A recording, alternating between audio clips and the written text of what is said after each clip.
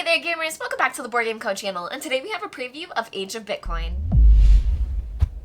Hey there gamers, it's Professor Meg here, and welcome back to the Board Game Co channel. Today we have a preview of Age of Bitcoin. Now this is a sponsored video, and this is also a prototype copy in front of me, so all rules, components, and things like that are subject to change, but if you'd like to see exactly how the game plays, there will also be a gameplay on the channel. So you can see a gameplay between Alex and I do think that this game does differ a lot based on the number of players. So if you'd like to see the stock markets rise and then crash and fall, you can see Alex and I play this on the channel. Now, this is an upcoming Kickstarter campaign, so you can check out the link down below for everything that they have planned. But that being said, Age of Bitcoin is going to be a game where players are working with both Bitcoin and gold, and honestly just playing with both of those resources. So you're going to be gaining and selling both of those different types of things, hoping to play the market as smartly as possible. And as I said, this game is really going to change depending on the number of players as well, because there's different areas that you're going to, and they're going to get locked out. So I'm going to show you what I mean in a moment, but this is going to be a game where you are constantly trying to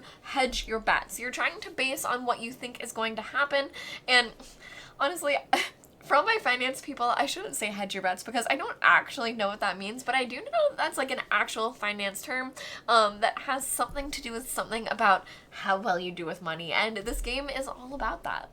Now, this game is a finished game in front of you. Normally, I don't show you a finished game, but I thought it was important to show you how this game actually behaves over the entire course of the 5 rounds that you're going to play. So you do have this tracker here that's going to track the different rounds that you're playing, and each player is going to have their own player board of their different investors. Now, there are other characters that you're able to play with, so check out the Kickstarter page for that, but we have the basic investors here on these current character cards. So you'll have your player board, and normally these cards that you see here in front of you are slotted into this player board on each side, but for the sake of size, that's why this is set up the way it is. And I'm going to go over the player board more in a moment, but to explain the general pace of play, players are going to have 5 rounds to complete 5 different actions. So you're completing one action at a time, moving your meeple around with as much money as you have, but there are 5 actions that are available to you. So there's going to be Bitcoin, where you're able to either purchase or sell your Bitcoin for the current rate, which it also matters depending on what Bitcoin you're selling and depending when. For example, if you bought 4 of them, you'd actually have to pay a little bit more for that 4th Bitcoin at the current moment. And then there's also gold, which fluctuates but doesn't have that little differentiation there. It's just going to fluctuate based on the market. So you'll be able to place here as well to buy and sell gold. Now these 2 bottom ones down here are going to be very fun, where you have your learning side, where you're going to be able to make everything better. So if you took an action over here on this side, you would have to pay for these different cards that you're doing, whichever one that you choose, and then you will choose one of the sides. So for example, here you can either increase your card capacity, because as you can see, you have these X's and you need to unlock them to be able to have them. So you can see where this player here has 4 cards. They have 3 of them blocked, and they actually have 1 available spot. So they have one where they would be able to purchase an investment, and that's because of this side here. So when you play this, you'll be able to open up some room over there. You're also able to increase your gold capacity or your Bitcoin capacity. So you do have your capacities that you're limited to in the game. So as you increase them, you will get better and better at being able to hold that many of that type of resource. Now, additionally, you'll get to increase on this track here, and that's going to not only make your income better round over round, but this is going to be victory points that you're awarded at the end of the game as well. And one of my favorite things is that it's cumulative. So you would get 4 points at the end of the game for being this high on the track, not just 2. Now, finally, there are the investments over here, which you're also able to purchase. And as I said, you do need the room to be able to play them. So you can't even purchase them until you've made some room to be able to have investments. But then after that, the investments are going to do a couple of things for you. So some of them might provide ongoing effects, such as income at the end of the round. But you're going to have specific spots that also provide income during the income phase over here.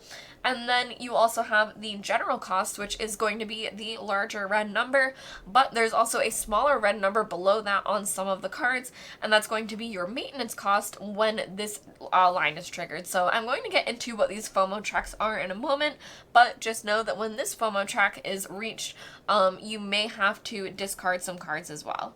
So where the investments may be one of the hardest ones to keep a hold of, because not only do you need to be able to pay the maintenance cost, but when the FOMO track reaches the top, you actually lose slots as well. So you need to be able to be sure to have enough slots to have those cards as well. These cards can be very, very powerful and award you victory points at the end of the game that may or may not be what makes the game for you. Now in this game, the cost of both Bitcoin and gold is going to fluctuate a lot. It's going to go up and down, and to show you exactly what I mean, I do have this magnetic board here. I just touched it a little bit, so I'm going to fix it. But it's actually a magnetic board, and these are going to be 3-layer in the future product. But you can see how the prices went up and down, so it's very easy for players to track this. And if you're not familiar with how finance things are read, because I personally wasn't, for the green lines, you read to the top of the line. So for example, currently the price of Bitcoin is going to be $13, but for the red lines you read to the bottom of the red line, kind of showing that like peak and valley. So for the red lines, this means that Bitcoin went down to $5 a piece down at this time. So you can see how the prices are tracked, and different things in the game are going to trigger this, but it's very easy for players to see how this is happening, and it's going to kind of have you trying to guess what you need to do, because you can bind these different things when they're lower, hopefully selling them for higher, and you are able to use Bitcoin to purchase different things. So in these areas here, once trust in Bitcoin is high enough, which is going to be this dial here that spins around, once it's high enough, you're able to use Bitcoin to purchase different things on these two tracks. So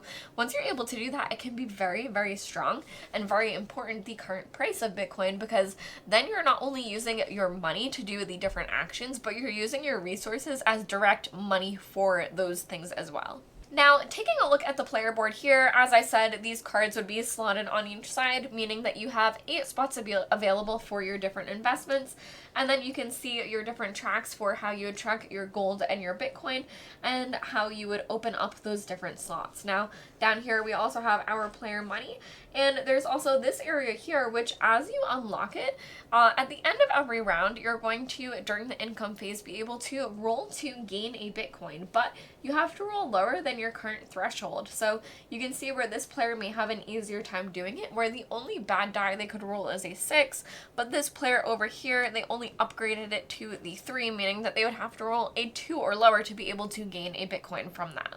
Now, by far, one of the biggest complexities of the game is that you're playing until the round ends, and that's when players choose to end. So you have your different resources, such as your money and then Bitcoin and gold, but you have to be able to move around to these different spots. So where you may have Bitcoin that can purchase you either some learning or a different investment, if those spots are blocked and you can only go to certain areas, you might not be able to do the little maneuver of a dance to keep yourself within the action system. But that being said, you might be able to stay within the action system and perhaps sell some of your Bitcoin, buy an investment, go over to learning, unlock more investment spots, sell some of your gold, buy another investment. There's a lot of dancing around in the board that you're going to be able to do, but not only are you trying to figure out what you want to do, but you're trying to stop your opponents, because you're going to be able to look around the board and see what other people need to do. For example, if they have a ton of money and they want to buy an investment, but they don't have any space for it, then you know that they're going to try to do learning first, because they have to be able to unlock that space to be able to buy the cards. So there's a lot of different places where you're going to be able to close out your opponents as well, and for the round to end, players are going to choose this action up here. So the first player to choose to do so is going to get $2 at the end of the round, and the other player will get 1. And then after this, regardless of the number of players in the game, as long as the second to last person ends their turn, then whoever's last only has 2 actions left. So especially in a 2-player game, this can be very tight, where if you've done everything that you want to do and you don't have available spots that you want to use, you might choose to end the round a little bit early. But in higher player count games, this is also very strategic, because $2 can really, really make a difference. It doesn't seem like a lot, but in the scheme of things, it can be a huge amount for you to have the money that you need to buy certain investments in the next round. Now, depending on which track that you are interacting with for the FOMO, when they hit the top, they're going to bubble and crash. So when you interact with them, they will go up, and based on the different things, they will have certain things trigger. So for example, for the Bitcoin track, the Bitcoin cost will be reduced by 2, meaning that it will drop by 2 over here. You can see that it happened twice over here. The cost of gold will then rise, and then every player will lose a Bitcoin slot. Now, if they need to, they are able to sell that Bitcoin, but basically you're losing an available slot that you have. And you can see where that's going to hurt you during other different actions. For example, the investments one, you also lose an investment area. So players may have to be forced to sell off their investments if they don't have enough slots available. So all of these different markets are going to be able to crash, and you shouldn't count on it, but you can kind of anticipate what might happen, and then you might be able to actually have an advantage based on what's happening, because certain ones will cause things such as gold to go up, so investing in gold early game could be really important. Now, this game is really going to be very economy-based, where it's a constant to and fro between the Bitcoin and the gold and what players are trying to do, because you also have regular money and you're also able to use that for the different things that you're purchasing as well, such as unlocking your Bitcoin die or for the learning and the investments that you're trying to purchase. So you have money, but ultimately you really want to work with the gold and the Bitcoin and the balance of what's happening and seeing what you're able to project, because how those go and the value of what you both purchase and sell at is going to be so important. But the game is also very thematic, that it definitely takes that Bitcoin concept and it has this center dial where as trust is increased in Bitcoin and Bitcoin becomes more and more normal and prestigious and able to purchase anything and used all around the world, it actually becomes stronger, because for some of these actions not only are you using the money, but you're also able to use that Bitcoin once Bitcoin is important enough. So it definitely has this thematic swing of all of these different resources starting pretty low cost and then gaining in cost, gaining in value, that they're able to purchase different things and able to sell for higher. And you're really just trying to do this dance of trying to get as many things as you can and have it be worth as many victory points as possible at the end of the game.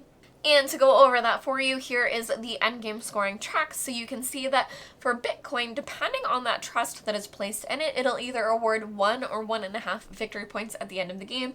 So for example, here there are 3, meaning it would be 3 victory points because this is not yet increased to the 4.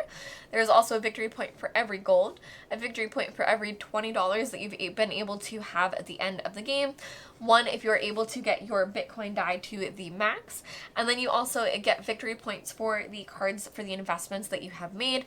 And then there's also majority scoring. So players are going to get 2 points if they have the most Bitcoins, or 1 point if they're the second most, and etc. for Bitcoin, gold, the investments, and money. So being the most of any of those things is also really important, not only to mention that it will also get you victory points in this way as well. So there's a bunch of different ways for you to get ahead, and you can see where Bitcoin may be the most important, but those investments in gold are also very important, as well as basically anything you do is going to try to reward you. Age of Bitcoin is going to be a very tight resource management system where you're constantly trying to play out your opponents in this action selection system of not only what you want to do and what you want to block them from doing, but kind of like a snake-like movement of, well, I need to do this before I can do that, and then they obviously have to go somewhere else. So how am I going to be able to do all of these different things with the resources I have available? Because it is very tight. You start off with basically just money, and then you can sometimes use your other things, such as buying and selling the gold, buying and selling Bitcoin, and once Bitcoin is a bit higher prestige, you are able to use that as a paying resource as well to purchase things, but it can just be very tight. So as I said, if you'd like to see exactly how this game plays out, there will be a gameplay on the channel that you can check out between Alex and I. Thank you to the sponsor of this video. You can check out Age of Bitcoin. The Kickstarter link is down below. They will be launching imminently. I am Professor Meg, and thank you all for watching the Board Game Co channel. I'll see you next time. Bye!